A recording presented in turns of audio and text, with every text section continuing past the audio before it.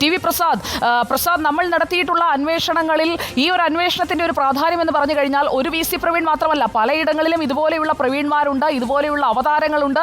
ഈ അവതാരങ്ങൾക്ക് കയറിയിറങ്ങാൻ കഴിയുന്ന ഇടനാഴികൾ അവശേഷിക്കുന്നുണ്ട്. ഇതിനൊക്കെ ഒരു അറുതി ഉണ്ടാകണമെങ്കിൽ സർക്കാരിന്റെ ഭാഗത്തു നിന്ന് മുഖം നോക്കാതെയുള്ള നടപടികൾ വേണ്ടേ?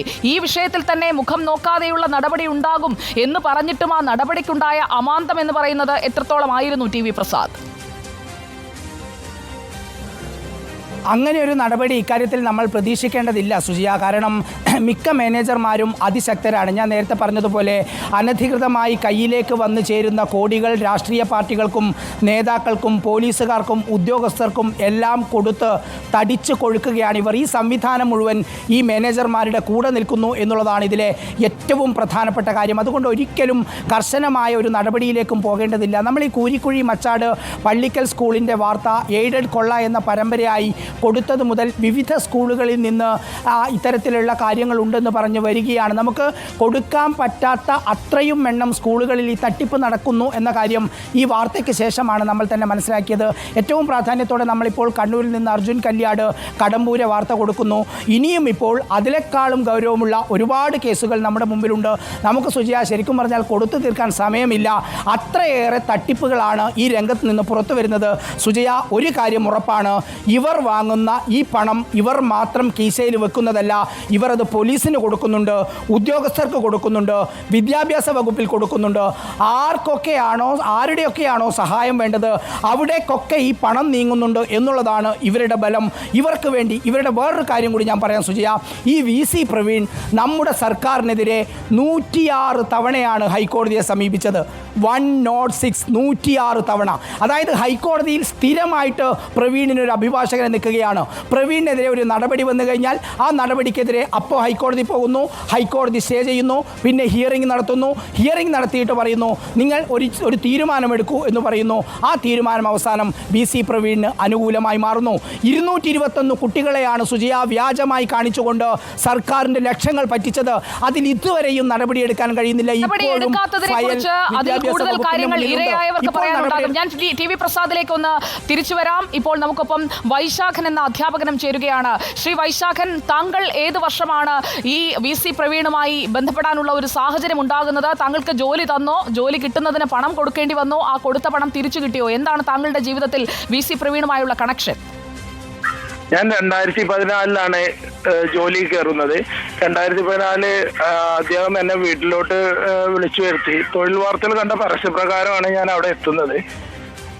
പരസ്യം കണ്ട് എന്നെ വീട്ടിലോട്ട് വിളിച്ചു. ജോലി തരാമെന്നും പറഞ്ഞിട്ടാണ് വിളിച്ചത്. നമ്മളെ ഒരു പുതിയ കെട്ടിടം നിർമ്മിക്കുന്നുണ്ട്. അതിലേക്ക് സംഭാവനയായിട്ട് കെട്ടിട നിർമ്മാണത്തിന് വേണ്ടിയിട്ട് നിങ്ങൾ പൈസ തരണം.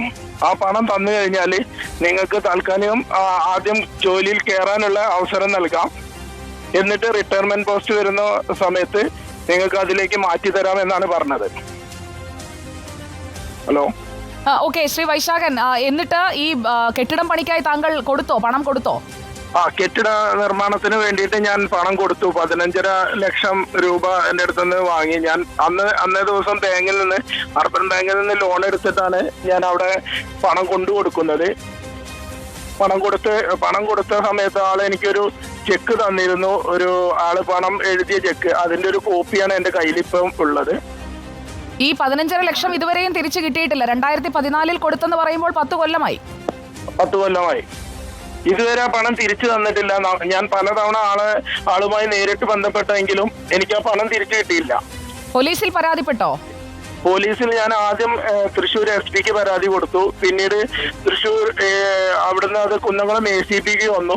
പക്ഷെ അതൊന്നും വന്ന വഴിക്കൊന്നും എനിക്ക് ഇതിന്റെ ഭാഗമായിട്ട് ഒരു ഇതും ഉണ്ടായില്ല. അതിനുശേഷമാണ് ഞാൻ പോലീസ് പറഞ്ഞതനുസരിച്ച് CMB കോടതിയിൽ ഫയൽ ചെയ്യുന്നത്. എന്നിട്ട് എന്ത് സംഭവിച്ചു? ഇത് ഇപ്പൊ രണ്ടാമതും വന്ന സ്ഥിതിക്ക് ഇതുവരെ എന്റെ പണം ഇതുവരെ തിരിച്ചു കിട്ടിയിട്ടില്ല എനിക്ക്. താങ്കൾ ഇപ്പോൾ എവിടെയെങ്കിലും ജോലി ചെയ്യുന്നുണ്ടോ? അതിനുശേഷമുള്ള ജീവിതം എങ്ങനെയാണ്? ഞാൻ സാധാരണ പല ജോലികൾക്ക് പോയിട്ടും ഡെയിലി വേജ് ആയിട്ട് പലയിടത്ത് സ്ഥലങ്ങളിലൊക്കെ വർക്ക് ചെയ്തിട്ടൊക്കെ പോവാറുണ്ട്. ഏത് വിഷയത്തിലാണ് അവിടെ അധ്യാപകനായി കയറിയത്? താങ്കളുടെ വിദ്യാഭ്യാസ യോഗ്യതയൊക്കെ എങ്ങനെയാണ്? എന്റെ TTC K-Tech യോഗ്യതയുള്ള അധ്യാപകനാണ് ഞാൻ. എന്നിട്ട് ദിവസവേതനത്തിന് ജോലിക്ക് പോകേണ്ട സാഹചര്യമാണ്. 15.5 ലക്ഷം ഉണ്ടായിരുന്നത് ലോൺ എടുത്തതിന്റെ ലോൺ അടവും ഇപ്പോൾ അടച്ചുകൊണ്ടിരിക്കുകയായിരിക്കും അല്ലേ? ഇപ്പോഴും അടച്ചുകൊണ്ടിരിക്കുന്നുണ്ട്. ഡെയിലി വേജും പിന്നെ വാഹനങ്ങളുടെ ഡ്രൈവറായിട്ടൊക്കെ പോയിട്ടാണ് ഞാൻ അവിടെ ജീവിതം മുന്നോട്ട് കൊണ്ടുപോകുന്നത്.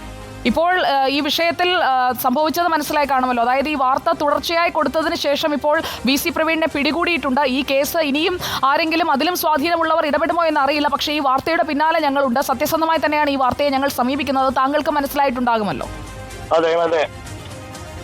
റിപ്പോർട്ടർ വാർത്താ സംഘം ഈ വാർത്തയ്ക്കൊപ്പം തന്നെ ഉണ്ടാകും. താങ്കൾ നിയമ പോരാട്ടം തുടരുക. താങ്കൾ ലോൺ എടുത്ത് ഇല്ലാത്ത പണം ഉണ്ടാക്കി കൊടുത്തതാണ്. അങ്ങനെ കൊടുത്ത് നേടേണ്ടതല്ല ജോലി എങ്കിൽ പോലും താങ്കൾ ആ പണം കൊടുത്തത് തിരിച്ചു കിട്ടാനുള്ള അർഹത താങ്കൾക്കുണ്ട്. അതിനായുള്ള നിയമ പോരാട്ടം തുടരുക. ഇപ്പോൾ ഈ പോലീസ് രജിസ്റ്റർ ചെയ്തിരിക്കുന്ന കേസിൽ അതിനൊപ്പം തന്നെ താങ്കളുടെ ഈ ഒരു പരാതി നിലനിൽക്കുന്ന കാര്യം കൂടി അവരെ അറിയിക്കുക. ഓക്കെ.